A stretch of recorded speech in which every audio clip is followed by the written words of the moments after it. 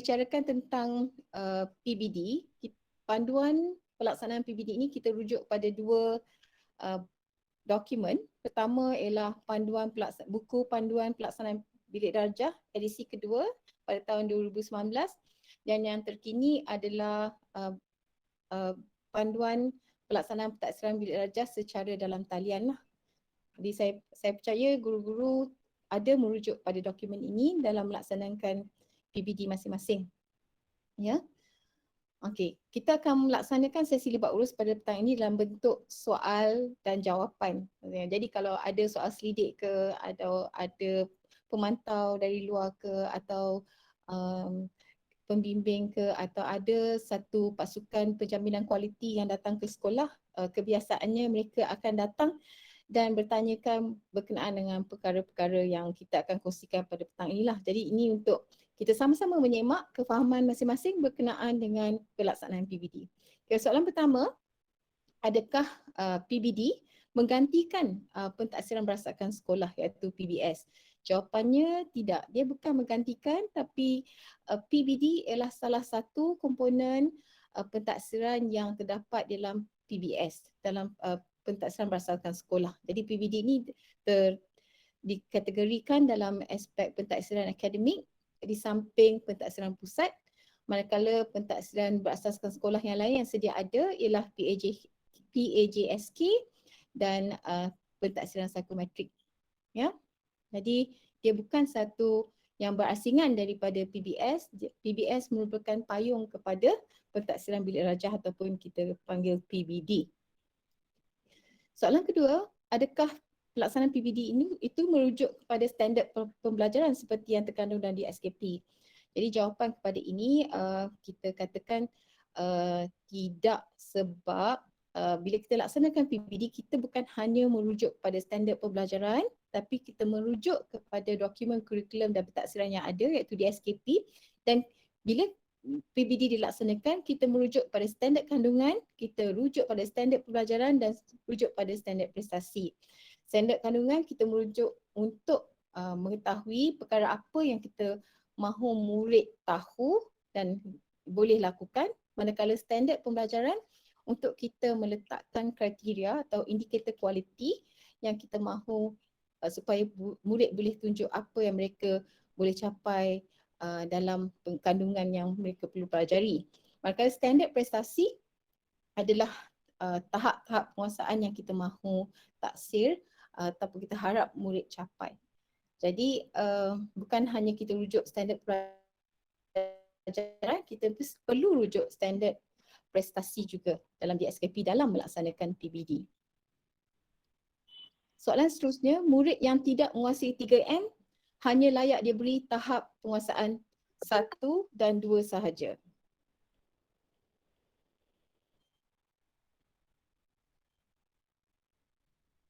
Jadi jawapan kepada soalan ini ialah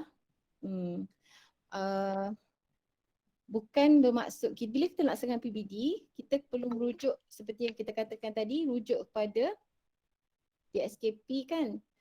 Jadi kadang-kadang DSKP tu dia tak tanya pun murid boleh, dia bukan menilai 3M saja, dan kadang-kadang bila kita rujuk standard prestasi, dia hanya minta murid boleh menunjukkan ataupun murid boleh melakukan. Sekejap ya, saya perlu admit orang. Okey, jadi bila murid boleh menunjukkan, jadi dia boleh capai TP lah kalau itu yang diminta seperti dalam standard prestasi. Kalau murid boleh melakukan, jadi dia wajarlah terima TP 1 juga, tak semestinya. Kalau macam tadi saya ada pergi satu sekolah, murid tu tak boleh baca dan tak boleh dalam kelas dia macam diam saja, jadi susah nak taksir, tapi disebabkan pelaksanaan PDPR, murid tu boleh menyanyi, menyebut, bila dia menyanyi dalam bahasa Melayu contohnya, dia boleh sebut, dia boleh memberikan boleh membunyikan seberapa sebutan. Jadi dia sudah capai TP yang dihasratkan. Walaupun sebenarnya di sekolah kita hadapi dia tak boleh membaca kan, tapi dia boleh nyanyi pula. Jadi kalau TP pernyataan standard prestasi tu menunjukkan murid tu boleh menyebut, dan kita berilah TP yang bersesuaian. Soalan seterusnya, pentaksiran dilaksanakan pada akhir PDP. Jadi jawapan kepada soalan ini tidak semestinya. Jadi tidak, pentaksiran tu seperti kita faham ialah satu proses yang berterusan.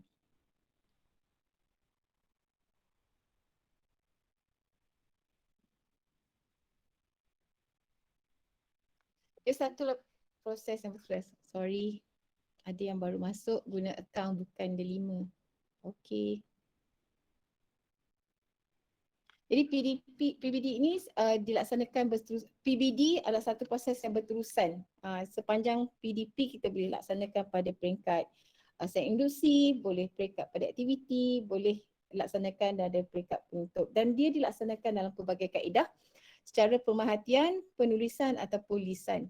Bila kita laksanakan penilaian PBD secara lisan, dia ada dua jenis, lisan antara murid dengan murid dan juga murid dengan guru. Dan boleh laksanakan PBD ini dengan pelbagai kaedah lain, laksanaan projek, kuis, pembentangan, dan ini boleh berlaku semasa kita melaksanakan aktiviti pembelajaran. Ini semua mesti dilaksanakan berdasarkan standard prestasi, dan masa kita laksanakan PBD semasa PDP ini, kita perlu laksanakan pertimbangan profesional. Jadi soalan seterusnya, latihan bertulis digunakan untuk menentukan tahap penguasaan murid. Jadi jawapannya bukanlah kita hanya buat laksanakan latihan bertulis sahaja bila melaksanakan PBD tadi, seperti yang diterangkan dalam slide sebelum ni. PBD itu boleh dilaksanakan dengan 3 kaedah utama, iaitu lisan, penulisan dan pemerhatian. Jadi semasa kita melaksanakan PBD, kita sebenarnya kita tak hanya guna satu kaedah saja, sebab manusia kan cara dia memproses maklumat tu pelbagai. Jadi bila kita masuk kelas, bila kita lihat anak murid kita menyiapkan tugasan, kita sedikit telah melaksanakan pemerhatian. Jadi bila dia menjawab latihan itu atau menyalin nota, dia telah melaksanakan satu, kita panggil bentuk pentaksiran penulisan. Jadi sebenarnya dalam kelas kita bukan hanya menggunakan satu jenis pentaksiran, sekurang-kurangnya kebiasaannya sebagai guru kita akan buat kaedah gabungan melibatkan sekurang-kurangnya 2 panca indera lah, penulisan secara tulis ataupun cara pemerhatian. Ya. PBD hanya boleh dijalankan dalam bilik raja. Ini tidak berapa tepat lah. Jadi sebab pembelajaran itu boleh berlaku di mana-mana, everyday dan everywhere. Ya, yang hanya perlukan ialah kita memberi perhatian kepada perkembangan anak murid kita dalam bilik raja. Jadi dengan disebabkan PKP, kita melaksanakan pembelajaran kita di luar bilik darjah di atas talian. Jadi tak tepatlah pada soalan ni kalau kita jawab ya, sebab dia boleh dijalankan di mana-mana dan sekarang pun kita laksanakan melalui secara PDPR atas talian.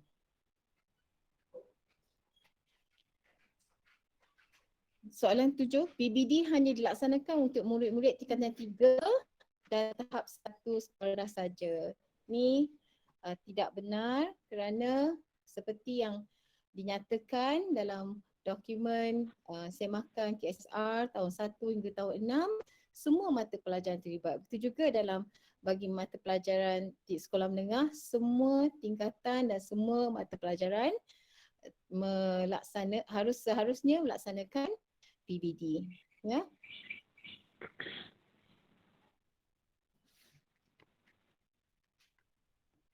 Tahap penguasaan tidak boleh diubah setelah selesai SP pada hari tersebut. Ini tidak benar. Ada setengah guru dia terus letak, lepas tu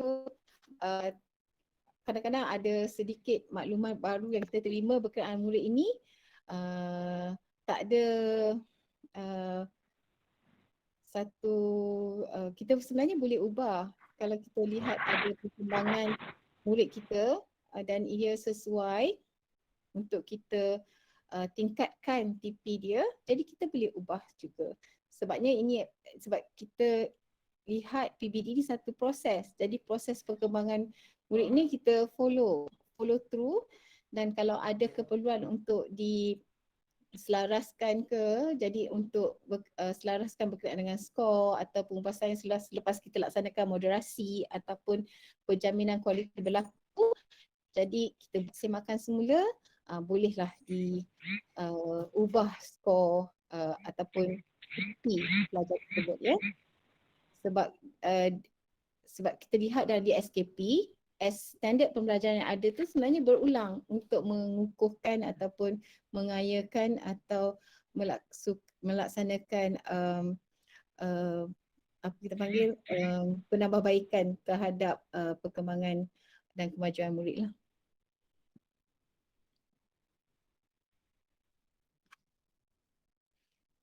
Okey, baik. Kadang-kadang ada kekeliruan berkenaan dengan rekod perkembangan PPD murid. Di sebelah kiri saya, ini yang kita panggil rekod perkembangan. Di sebelah kanan skrin ini adalah rekod pelaporan. Jadi, rekod yang berlaku 2 kali setahun ialah, sekurang-kurangnya 2 kali setahun, ialah pelaporan, iaitu dokumen yang di sebelah kanan skrin. Yang itu berlaku mesti 2 kali setahun sekurang-kurangnya. Manakala di sebelah kiri, dokumen ini boleh dalam berbentuk format yang ditetapkan sekolah. Dia tak ada satu format yang fix, ya. Dia merupakan rekod perkembangan PBD murid. Jadi yang ini bolehlah buat berapa kali pun. Dia seharusnya rekod perkembangan murid yang sebelah kiri ni dilaksanakan setiap harilah, kita catatkan perkembangan murid itu, ya, untuk kita lihat kemajuan dan tahap penguasaan murid, bagaimana mereka menguasai apa yang kita hasratkan di dalam satu sesi PDP. Soalan kefahaman PBD seterusnya, semua bahan latihan adalah eviden kepada kerja buat guru dan pencapaian murid. Jadi jawapan persoalan ini pun tidak, sebab bila kita bercakap tentang pencapaian murid, semua benda akan diambil kira, termasuk RPH dan murid itu sendiri. Jadi bila ada satu pasukan penjaminan kualiti datang ke sekolah, perkara pertama dia akan semak ialah RPH lah. Kenapa dia lihat RPH? Sebab kita nak tengok adakah RPH itu dilaksanakan dengan merujuk di SKP, dengan merujuk standard pembelajaran ataupun standard prestasi. Jadi kita akan semak sama ada aktiviti yang dilaksanakan, dirancangkan itu padan tak dengan standard pembelajaran dan standard prestasi. Kadang-kadang bila kita membuat penjaminan kualiti, kita dapati di dalam objektif itu atau sasaran yang ditetapkan dalam RPH itu, mungkin murid capai sampai TP 6. Tetapi bila kita semak aktiviti, bila kita semak instrumen, kita dapati instrumen yang dirangka dan diberikan pada murid tu, paling tinggi murid boleh capai dengan instrumen tersebut ialah TP3. Sebab dia tak ada buat soalan yang memungkinkan murid untuk capai TP6. Jadi itu satu proses penyelarasan perlu diadakan lah untuk membetulkan keadaan tersebut. Dan kadang-kadang bila pasukan penjaminan kualiti ni, apabila kita akan adakan sesi bersemuka nanti, mungkin PDPC secara bersemuka, murid itu sendiri akan boleh menjadi eviden sebagai bukti sama ada pelaksanaan PBD itu dijalankan dengan betul atau tidak, ataupun mengikut garis panduan yang ditetapkan. Jadi macam mana itu berlaku, dia akan panggil murid dan mungkin akan ambil rekod perkembangan dan kita lihatlah rekod perkembangan, mungkin kata murid ni boleh capai sampai TP 6 mungkin, tapi bila kita lihat dia sebenarnya kita tanya soalan lah berdasarkan standard prestasi, dan kita akan semak sama ada betul tak murid itu boleh sampai TP6. Ataupun kadang-kadang apa yang berlaku apabila kami melaksanakan penjaminan kualiti, murid tersebut dinyatakan boleh capai TP2 saja. Tapi bila kita buat panggil murid tersebut dan tanya berdasarkan standard DSKP, kita lihat murid tu sebenarnya sudah boleh mencapai hingga TP6. Jadi perkara-perkara ini boleh diambil kira semasa penjaminan kualiti dilaksanakan dan boleh menjadi evidence bagi pelaksanaan PBD. Kualiti pelaksanaan PBD di sekolah sama ada ia mengikut panduan yang ditetapkan atau tidak. Ya, selain daripada gambar-gambar, catatan anekdot dan instrumen-instrumen yang ada yang diberikan oleh guru pada murid-murid. Baik, seterusnya dalam pelaksanaan pentaksiran dinyatakan menulis adalah satu-satunya cara melaksanakan pentaksiran. Ini tak betul lah, dah berapa kali kita sebutkan sebelum ini, di slide sebelum ini, yang pentaksiran PBD boleh dilaksanakan dengan 3 kaedah utama, iaitu secara bertulis, secara lisan ataupun pemerhatian. Jadi dalam skrin ini kita lihat ada 5 aktiviti PBD yang dilaksanakan ikut tahap 1 yang selalu perlu diberi perhatian ialah secara kuis, permainan, main peranan, bercerita dan projek mudah. Jadi menulis bukan satu-satunya cara untuk kita menaksir ke perkembangan murid kita ataupun tahap penguasaan murid kita dalam satu sesi PDPC. Soalan kemahaman PBD seterusnya, TP keseluruhan bagi setiap mata pelajaran diberi dengan mengambil kira purata TP yang diberi oleh guru bagi setiap bidang. Ini tak sewajarnya berlaku sebab kita faham PBD ini satu proses. Jadi satu proses yang kadang-kadang yang kita mahukan murid tu melihat perkembangan murid tu, bukannya kita laksanakan TP itu pentaksiran tu sekali maka itulah skornya. Jadi kita buat ada yang saya lihat di social media, mereka buat Excel sheet dan letak skor PBD bagi setiap sesi PDPC itu dan mereka buat kiraan purata. Itu tak seharusnya berlaku. Sebab PBD ini satu proses yang melihat perkembangan murid kan, jadi kita perlu laksanakan pertimbangan profesional.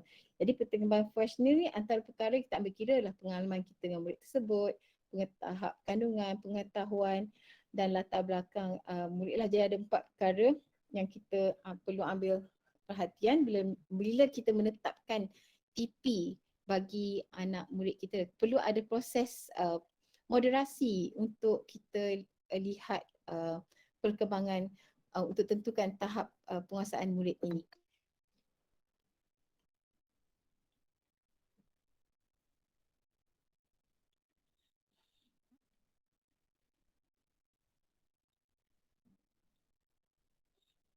Jadi bila kita melaksanakan PBD juga, kita perlu rujuk kembali untuk menentukan tahap penguasaan, kita semak semula standard pembelajaran dan standard prestasi bagi menentukan TP akhir bagi murid tersebutlah. Jadi bila melaksanakan pentaksiran TP keseluruhan ni, kita pastikan yang kita telah laksanakan pelbagai kaedah sepanjang tahun tu. Adakah pentaksiran pelbagai dilaksanakan sebab kita perlu faham murid kita ni belajar dengan pelbagai kaedah. Sebenarnya ada yang belajar lebih baik dengan menggunakan kaedah visual, ada yang belajar dengan lebih baik dengan menggunakan kaedah audio dan kinestetik dan sebagainya.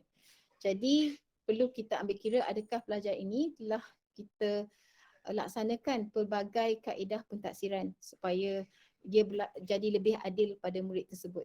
Jadi ini membantu untuk kita melihat perkembangan murid tersebut secara holistik. Kita ambil kira tingkah laku mereka, kita ambil kira pengetahuan mereka dan kita ambil kira nilai sebab kita lihat TP6 tu ada setengah pernyataan tu mengatakan murid boleh melaksanakan dengan beradab dan beradab misali contohnya. Jadi itu juga kita perlu ambil kira, ya, bukan sekadar pengetahuan sahaja.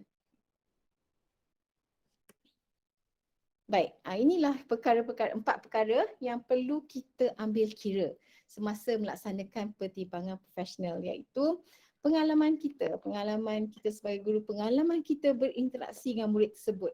Kadang-kadang saya ceritakan tadi dalam kelas diam saja, tapi sebenarnya di luar kelas budak ini mungkin boleh buat lebih daripada apa yang kita lihat di dalam kelas. Macam kisah cikgu tadilah, saya tengok di dalam kelas budak ni diam, tapi di luar kelas dia boleh hantar tugasan tu dalam bentuk video yang menunjukkan dia boleh menyanyi menggunakan bahasa Melayu, boleh menyebut kata tu dengan baik dan boleh melaksanakan berbagai jenis projek lah. Jadi itu interaksi secara atas talian. Itu pun boleh diambil kira sebagai pengalaman kita dengan murid tersebut, sama ada betul-betul tak dia memang boleh mencapai standard pembelajaran yang kita hasratkan. Dan kita juga ambil kira pengetahuan luas guru juga berkenaan dengan mata pelajaran dia ajar dan bidang pedagogi dan pentaksiran yang kita faham sebagai seorang guru. Jadi kita juga ambil kira input murid. Jadi apa yang murid kita berikan kepada kita, adakah dia menunjukkan budak ini tahap penguasaannya bagaimana? Adakah dia hanya boleh menunjukkan yang dia tahu, ataupun dia boleh menunjukkan dia telah tahu dan faham, ataupun dia boleh menunjukkan dia tahu, faham dan boleh buat, ataupun iaitu panggil tahap aplikasi dan boleh menganalisis, itu tahap TP4. TP5 dia lebih kepada aspek menilai, adakah dia boleh menilai sesuatu perkara dan memberi justifikasi. Dan TP6 dia boleh melaksanakan sesuatu dengan secara kreatif dan beradab misalnya.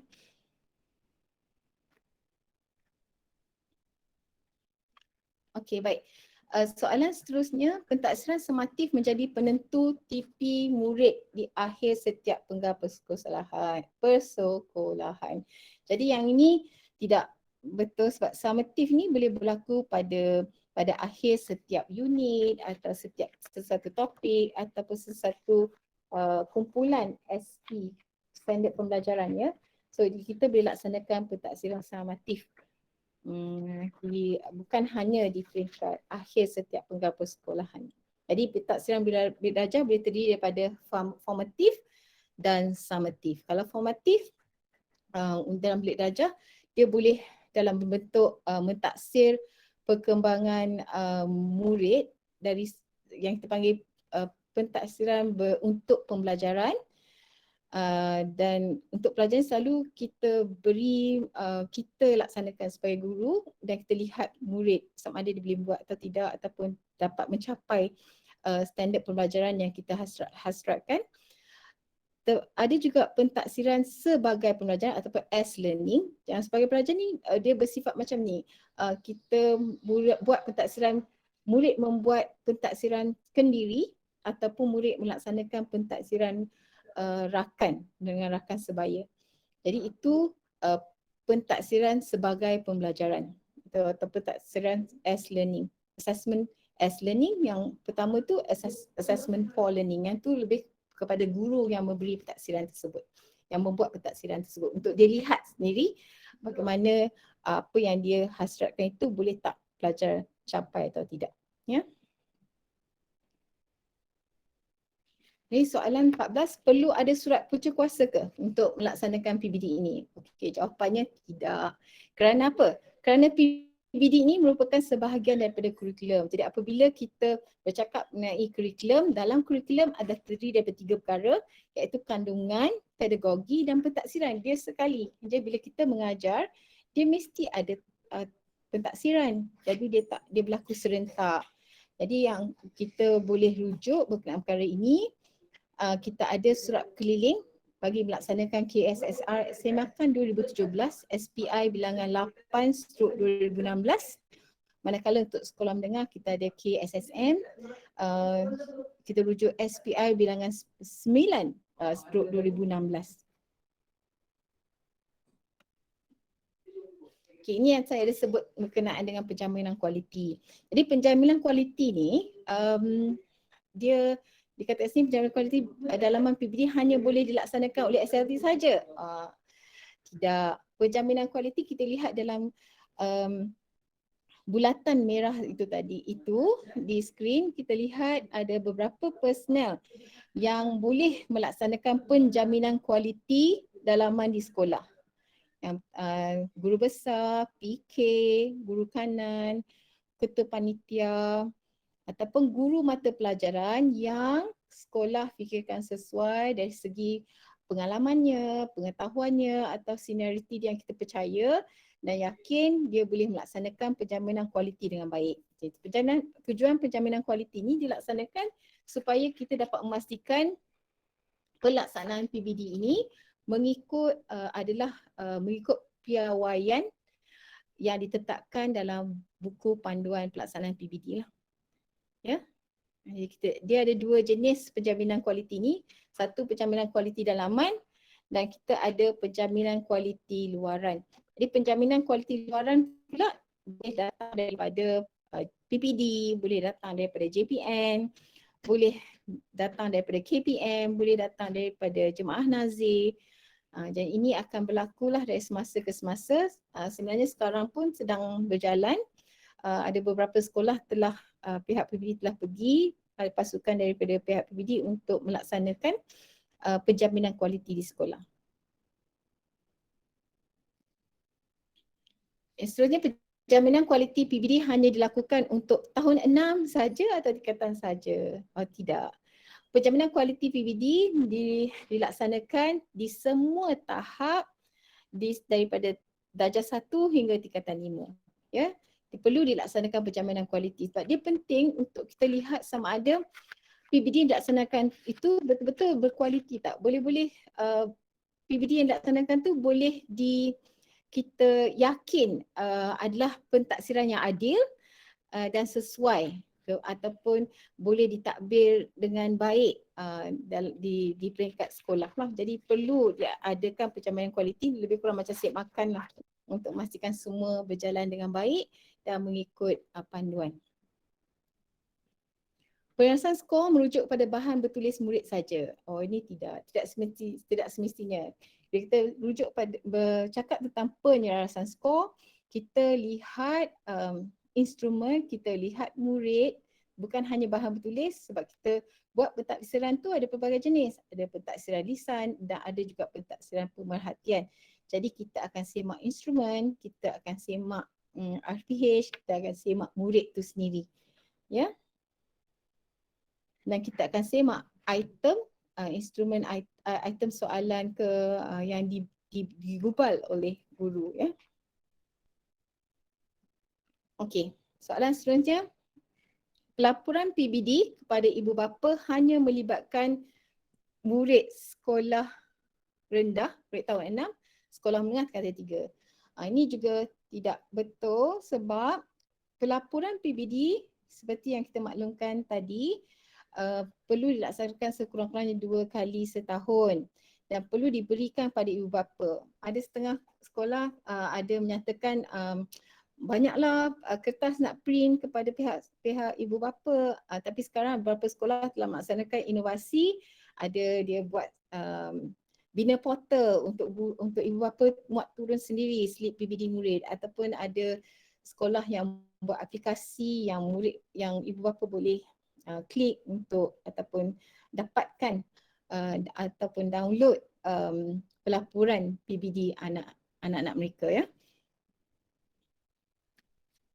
Soalan 19, tahap penguasaan pertengahan tahun bagi tahap 1 boleh diberi dari TP1 dan TP3 saja. Ini tak sepatutnya berlaku kerana kita lihat daripada kita rujuk pada DSKP semula, daripada DSKP yang standard pembelajaran 1.0 pun sudah ada standard prestasi yang ditetapkan yang murid boleh capai sehingga TP6. Ya, sebab kita semak dan setiap unit tu atau setiap kemahiran tu dia memang akan nilai sama ada dari peringkat murid tu hanya tahu ke ataupun tahu dan faham, tahu faham boleh buat, tahu faham dan boleh buat dengan beradab, faham dan boleh buat dengan adab terpuji dan misali dan sebagainya. Jadi kita rujuk standard prestasi dan DSKP, bukan hanya rujuk agak-agak muka murid tu jernih aja, okeylah bolehlah bagi dia TP6. Yang ni comot sikit, kita bagi TP1. Itu tak seharusnya berlaku lah. Kita mesti rujuk apa yang instrumen kita rujuk DSKP, kita rujuk instrumen yang kita bina, aktiviti yang kita laksanakan, adakah dia memberi ruang dan peluang untuk murid capai sehingga TP6.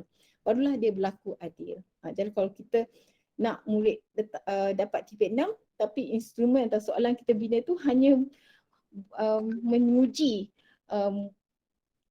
kemahiran murid atau penguasaan murid pada TP3 je, dia satu yang tidak adil. Ya, dan tak sewajarnya berlaku. Okey, pertimbangan profesional hanya boleh dilaksanakan dalam mesyuarat bersama-sama jawatan kuasa yang ditetapkan. Okey, pertimbangan profesional dia seperti yang saya katakan tadi, dia satu perkara yang bukan perlu nak tunggu mesyuarat baru buat pertimbangan profesional. Tak, dia adalah satu proses yang sepatutnya berlaku sepanjang proses PDP. Sebab kita mau melihat perkembangan murid, jadi bila kita nak tetapkan TP tu, kita ambil kira semua yang kita masukkan dalam pertimbangan profesional, iaitu pengalaman, input murid, pengetahuan dan profesional diri kita lah.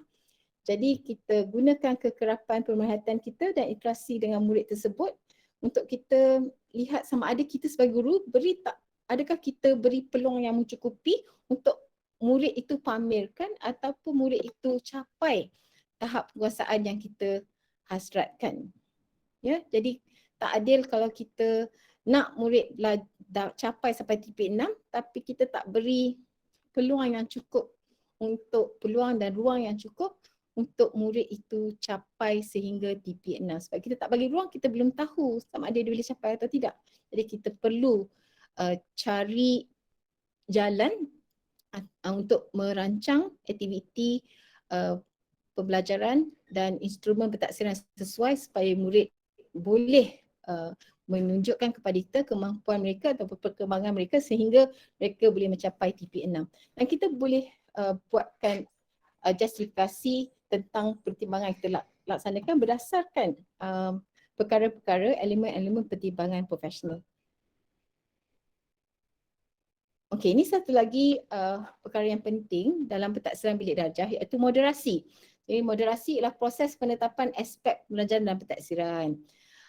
Dia bukan satu proses penetapan aspek pembelajaran dalam pentaksiran tapi dia merupakan satu proses penyelarasan markah, ya, terutamanya bila kita nak mengurangkan bila kita beri soalan subjektif contohnya, kita nak mengurangkan terlalu perbezaan yang ataupun jurang yang besar antara seorang guru ataupun dengan guru yang lain.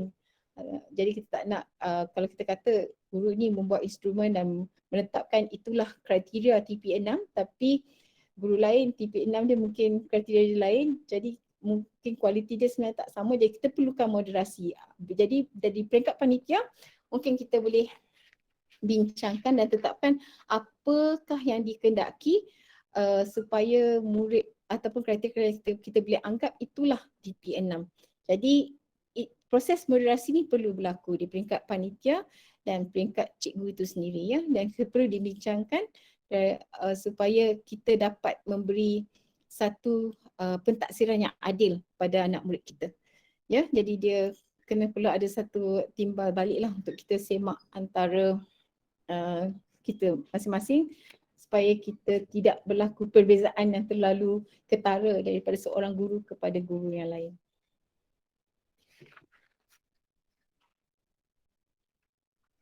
Okey, baik. Okey, itu saja soalan berkenaan dengan pentaksiran bilik darjah yang kebiasaannya ditanya kepada guru-guru lah oleh siapa-siapa saja, boleh juga menjadi pentaksiran ataupun penilaian kendiri mengenai kefahaman guru tentang pelaksanaan PBD. Ini apa yang kita lihat di sini adalah cabaran dalam kejayaan PBS atau PBD itu sendiri. Saya percaya guru-guru pun menghadapi perkara ini. Pertama, kesediaan guru dan kemahiran guru melaksanakan PBS. Jadi penyelesaiannya mungkin perlu ada, saya percaya di sekolah dah laksanakan bengkel, dah laksanakan ladap.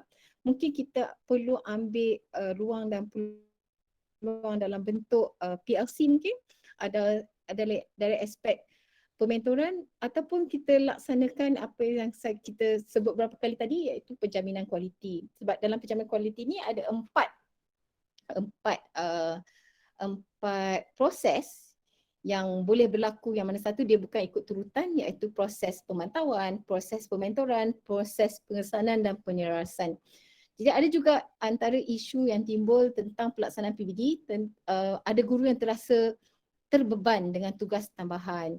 Jadi yang ini kita perlu, antara penyelesaiannya mungkin adakan sesi pementoran, penerangan untuk menjelaskan bagaimana perkara ini kita boleh kurangkan, dan ada juga usaha untuk kita otomasikan pelaporan.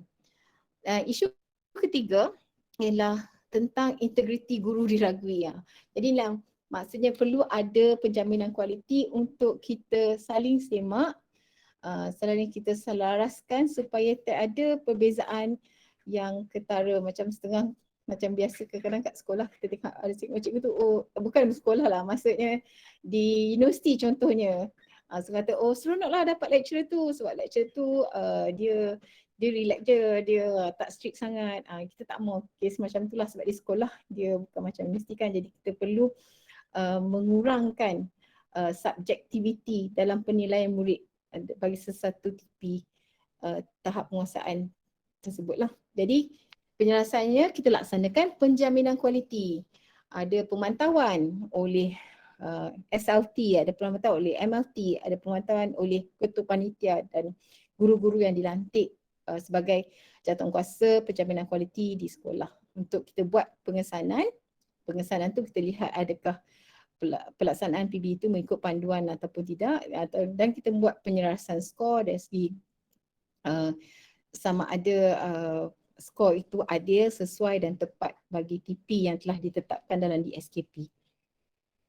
Okey, ini adalah data yang kita jumpa di dalam SPDPR, yang antara sebab kenapa perlu dilaksanakan sesi libat urus hari inilah. Bukan hanya sekolah tuan-tuan dan puan-puan, sebab hari ini ada 3 sekolah kan pada sesi ini. Sebenarnya semua sekolah terlibat. Jadi sekarang ni pegawai-pegawai sektor pembelajaran sedang membuat sesi libat urus lah dengan sekolah yang telah diberikan. Jadi ini kita lihat daripada bulan Ogos hingga Oktober, data yang dikumpul. Ada soalannya, adakah anda melaksanakan pentaksiran bilik darjah? Jadi bila kita lihat skor ini ataupun bilangan yang telah di key in, kita lihat ada guru-guru yang menyatakan tidak melaksanakan pentaksiran bilik darjah. Jadi ini menimbulkan sedikit kerisauan pada kami kerana seperti yang kita telah terangkan, saya telah terangkan pada peringkat awal dan melalui soal selidik itu, pentaksiran bilik darjah seharusnya berlaku pada setiap sesi PDPC sebab dia sebahagian daripada kurikulum. Bila kita mengajar perlu ada pentaksiran. Ya, jadi tidak seharusnya ada jawapan yang tidak di sini. Jadi ini adalah data yang kita kumpul. Kita dapati isu pelaksanaan PBD dalam kelas ni, saya nak cakap tahniahlah pada guru-guru sekolah rendah sebenarnya, sebab kita lihat tu jumlah yang tidak melaksanakan pentaksiran bilik darjah dalam kelas seperti yang dilaporkan tadi. Sekolah menengah, sekolah rendah nampaknya lebih memahami pelaksanaan PBB itu perlu dilaksanakan setiap sesi PDPC. Sekejap ya.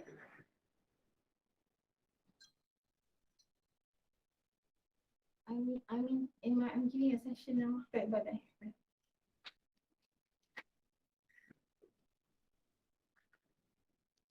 Okey. Tanyalah pada guru-guru sekolah rendah yang menunjukkan mereka lebih anda semua lebih memahami tentang pelaksanaan PBD berbanding dengan guru-guru sekolah menengah. Jadi ini adalah antara soalan lain yang ditanyakan dalam pelaporan SPDPR. Kita dapati ramai guru menyatakan kaedah pentaksiran yang dilaksanakan dalam PBD ramai yang menggunakan kaedah gabungan. Tapi seharusnya sebenarnya ada juga yang letak pemerhatian penulisan dan lisan seperti saya terangkan tadi. Sebenarnya bila kita melaksanakan PDPC, pentaksiran tu seharusnya berlaku dengan kaedah gabungan. Maksudnya bila kita buat lisan, kita juga membuat pemerhatian. Dan bila kita melaksanakan penulisan, kita juga buat pemerhatian. Terutamanya masa kita buat PBD kan, PDPR sorry. Kita buat gabungan. Kadang-kadang kita masuk kelas sebagai guru, pertama sekali kita lihat adakah anak murid kita bersedia, adakah anak murid kita bila mereka seberapa orang yang hadir hari ini, dan kita lihat kita membuat penilaian pentaksiran lah mengenai perkembangan murid kita. Jadi ini antara isu yang lain dalam pelaksanaan PBD, iaitu isu pemberian TP murid berdasarkan data pelaporan setengah tahun. Yang ini kita telah bincangkan tadi, ada setengah sekolah tak ada guru-guru yang tak berani nak letak TP 6 walaupun di peringkat pertengahan tahun lah. Kalau dia layak dapat TP 6 walaupun pertengahan tahun, kita berikan dia TP 6. Kita semaklah standard prestasi yang bersesuaian. Kalau dia layak TP 6, kita beri TP 6. Semestinya kita nak tunggu akhir tahun baru nak beri TP 6. Kedua, isu penjaminan kualiti. Jadi penjaminan kualiti ni banyak yang sekolah yang tidak melaksanakan penjaminan kualiti dengan betul, ataupun kadang-kadang mungkin juga sekolah laksanakan penjaminan kualiti tapi dia tak sedar itu yang mereka laksanakan atau itu yang dimaksudkan. Yang ketiga, isu kehadiran murid PDPR. Yang ini kita sedia maklum, isu ini timbul atas beberapa faktor, contohnya faktor ekonomi, faktor data murid, faktor peranti yang mungkin peranti berkongsi, peranti yang tidak sesuai, dan ini merupakan isu PDPR lah. Tapi alhamdulillah minggu depan kita sudah mula sesi bersemuka. Jadi harapnya isu PDPR ni berkuranglah. Okey. Okay, data ini kita nak apa yang saya nak paparkan ialah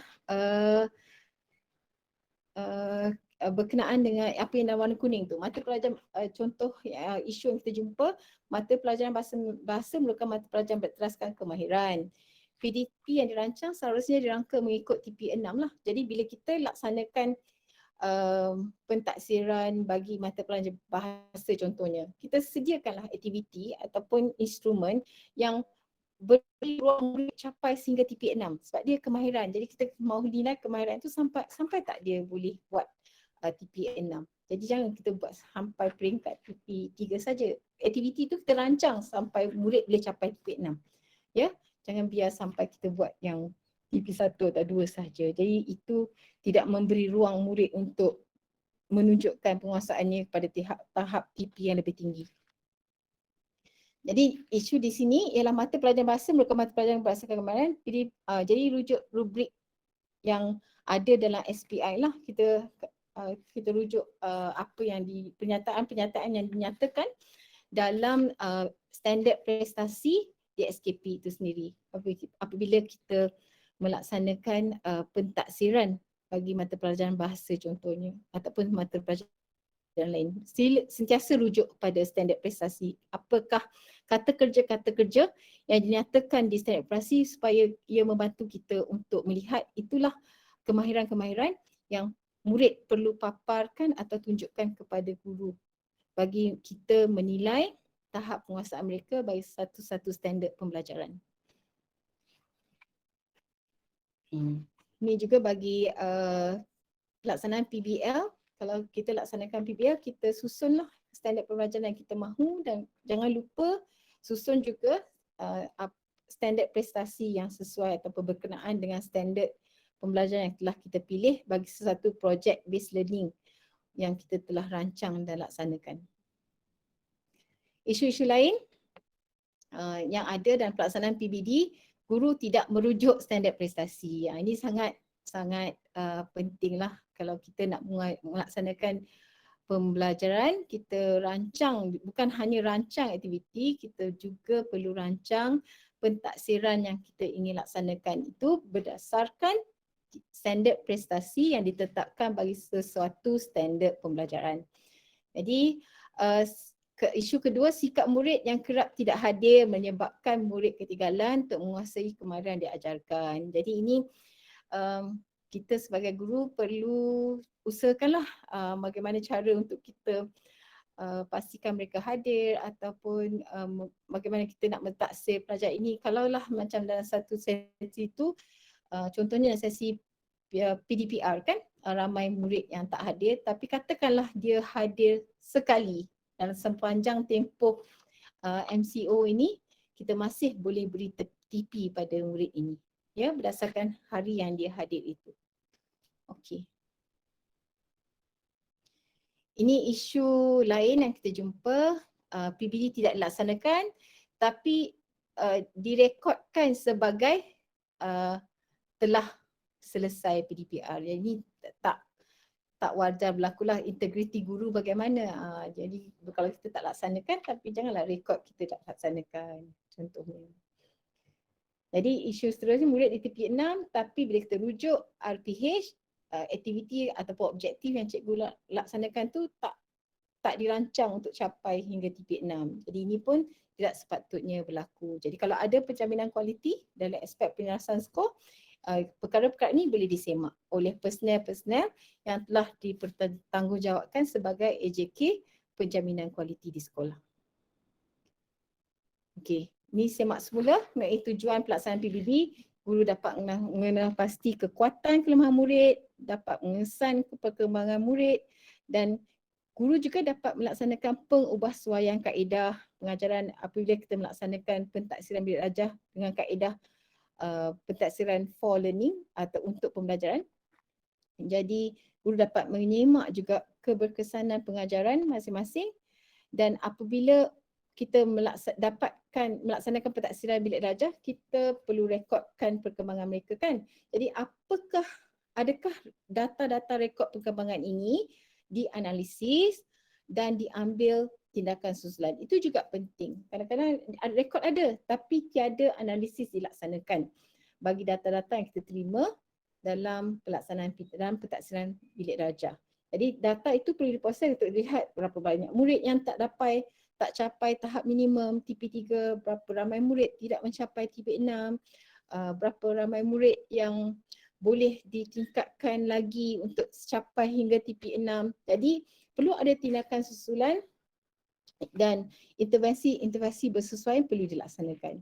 Jadi ini contoh carta alir bagaimana pelaksanaan pentaksiran bilik darjah itu berlaku di sekolah, dan kita perlu ada tindakan susulan ini kerana dia membantu kita menyemak semula apa yang perlu kita laksanakan pada sesi seterusnya dan apakah intervensi sesuai yang kita boleh laksanakan bagi meningkatkan tahap penguasaan murid kita untuk kita bantu mereka capai TP yang lebih tinggi. Jadi ini adalah contoh beberapa tindakan susulan yang boleh diambil oleh guru, iaitu menggunakan pelbagai teknik PDP yang berkesan, boleh menggunakan bahan PDP yang menarik, mungkin kita perlu ubah semula bahasa yang sesuai mengikut tahap penguasaan murid, boleh memberi perhatian pada bimbingan tertentu secara rapi dan individu ataupun berkumpulan, dan kita boleh juga membuat tindakan susulan dalam bentuk memberi peluang pada murid untuk mengukuhkan penguasaan dan pengetahuan kemahiran dan nilai. Jadi penjaminan kualiti penting, data yang kita ada tu pun penting, kita proses dan kita rancang tindakan susulan, dan semua ini boleh dibincangkan dalam pelaksanaan dialog prestasi di sekolah. Jadi sekiranya isu-isu yang kita jumpa semasa kita proses dan buat analisis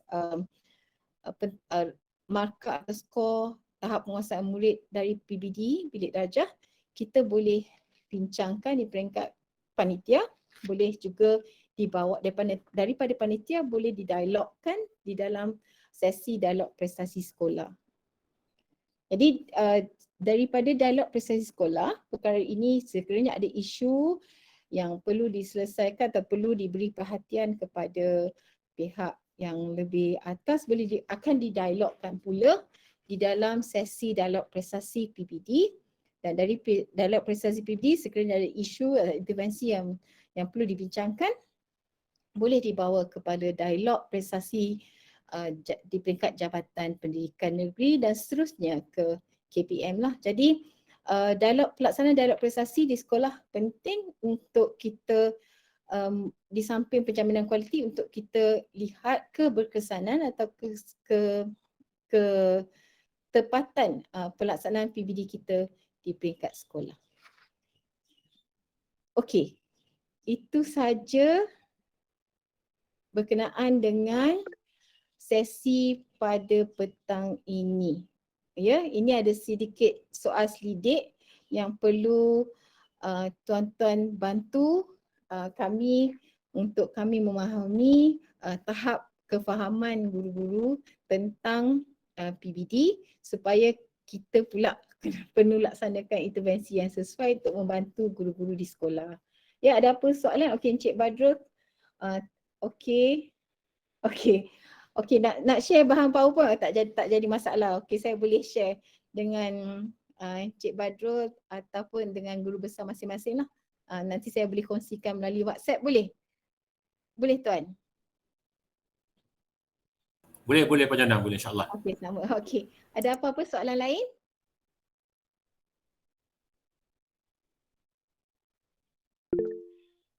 Okey, Puan Sabiha, ada soalan apa? Assalamualaikum. Assalamualaikum. Saya baru mengajar kat sekolah yang lain. Kemudian saya tak pernah jumpa pun murid ni. Kalau yang hantar tu, yang banyak kali hantar, memang saya bagilah diorang TP6, TP5 kan.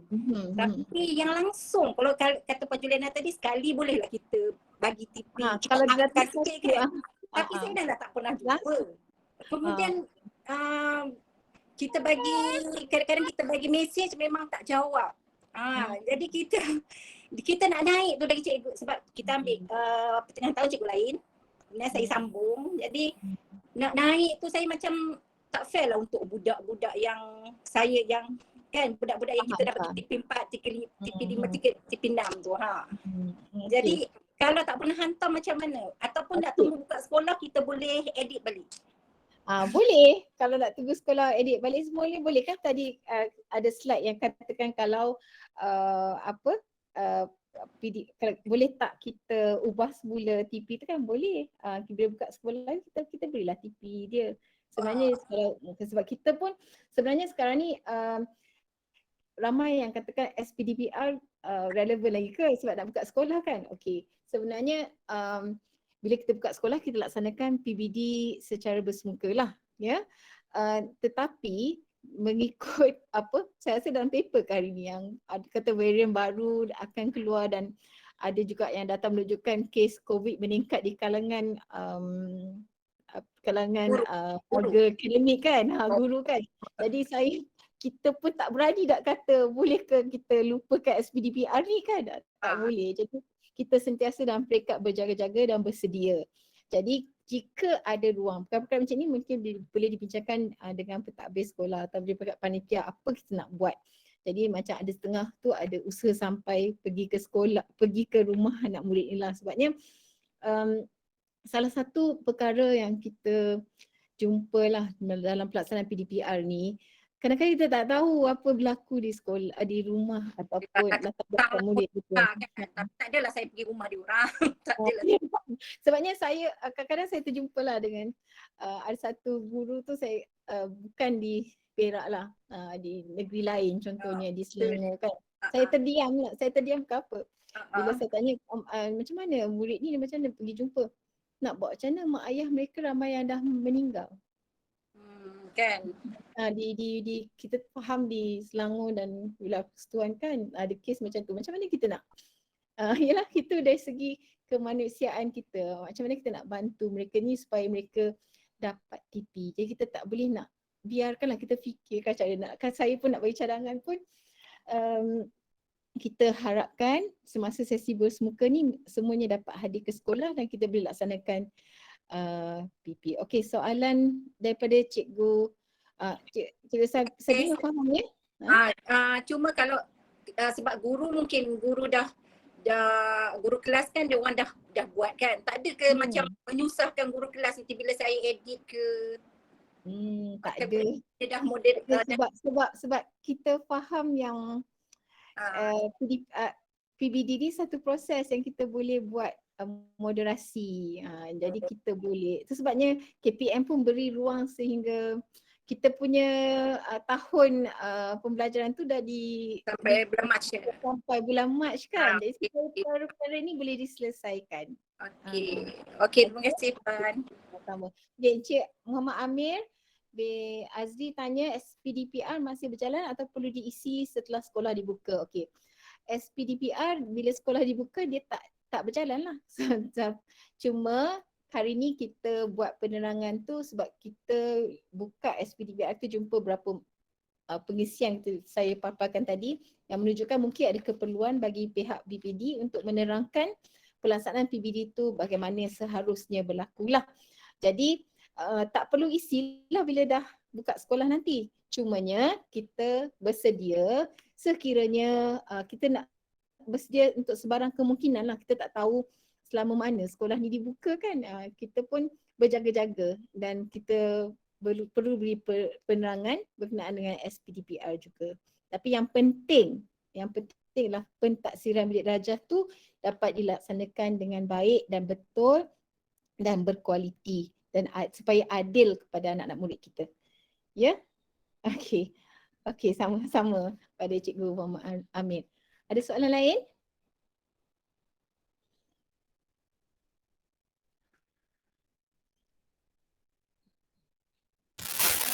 Assalamualaikum Puan Juliana. Assalamualaikum. Saya Cikgu Rustina dari SK Seri Ampang. Ya. Nak tanya tentang PBD ni, deadline dia memang 25 November ke? Ya, betul. Deadline tu tak boleh kena dia extension because ada murid yang tak datang, tak hadir, dia tak buat kerja kan. Jadi kita hopefully dah 3 minggu kita boleh report untuk dia kan. Tak boleh extend lagi because saya kata sampai next year kan. Kita mengajar memang sampai next year, tapi yang pelaporan tu memang bukan kita tetapkan tarikh tu, dia KPM yang tetapkan untuk tak ada consideration for because kita bersemuka kan. Ada beberapa sekolah dah menyatakan this type of concern, tapi itulah kita akur pada arahan. Jadi mungkinlah dia nak data itu untuk melihat tahap penguasaan murid pada peringkat ini iaitu peringkat MCO, dan mungkin kita perlu fikirkan tindakan susulannya selepas pembukaan sekolah pada selepas Januari tahun depan. So like you said just now, kalau kita even if the pupils attend one of the classes, one PDPC, PDPR, you should give them TP. Even once, if they can come once. One. Oh. But then again, when we talk about PDPR, the format of PDPR not necessarily in the form of online learning, can also be in the form of modules and of the offline method. So let's say they did not even appear in any of the design you gave. Even the modules. Even the modules so they did not come back to you. Yes. So how to give them? I think something that we can discuss maybe at school level with PKM and counsellor about how to retrieve back the module so that we can give them. Mungkin boleh bincang dengan ibu bapa supaya mohon dihantar modul itu sebab kita perlu membuat pentaksiran pada anak mereka. Nanti dia tak adalah mungkin hanya if at this point mungkin maklumat yang ada tu mungkin setakat sampai bulan berapa kita mula MCO? Bulan Mac bulan Mei. Mei. Yeah. So we only have that much of session until Mei. Jadi mungkin hanya sampai Mei saja maklumat yang cikgu ada. Dan cikgu dia ambil kira maklumat tersebut lah. Dan tapi usaha untuk dapatkan modul itu perlu dilaksanakan sebab kita nak laksanakan TP, kita mungkin boleh bincang dengan ibu bapa untuk menghantar modul tersebut. at least something for you to consider untuk belikan TV. Tahu lah cakap macam mana. Dah contact pun still no answer. Ada kerja marah saya. Ini dia kata saya akan cakap ke anak saya. That's itu all. saja. Faham. Itu saja. Okey, tak apa. Okey, terima kasih. Thank you very much. Apa kaedahnya. Okey. Soalan lain? Tak ada. Okey. Kalau tak ada, ini saya ada kongsikan link kehadiran. Boleh isi link kehadiran tersebut dan boleh juga isi borang soal selidik ini untuk membantu pihak PBD lah untuk melaksanakan intervensi yang bersesuaian.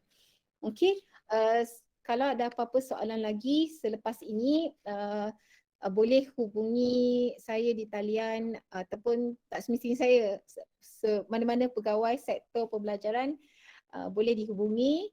Ada nombor di dalam e-directory untuk mendapat penjelasan lanjut mengenai PBD lah. Okay, sekian saja. Terima kasih kerana meluangkan masa untuk mendengar sesi libat urus berkenaan dengan PBD hari ini. Okay, sekian. Thank you very much Puan Juliana. Terima kasih Puan Juliana. Terima kasih banyak. Sama. Ya, Assalamualaikum. Salam sejahtera. Waalaikumsalam warahmatullahi wabarakatuh. Terima kasih. Sama.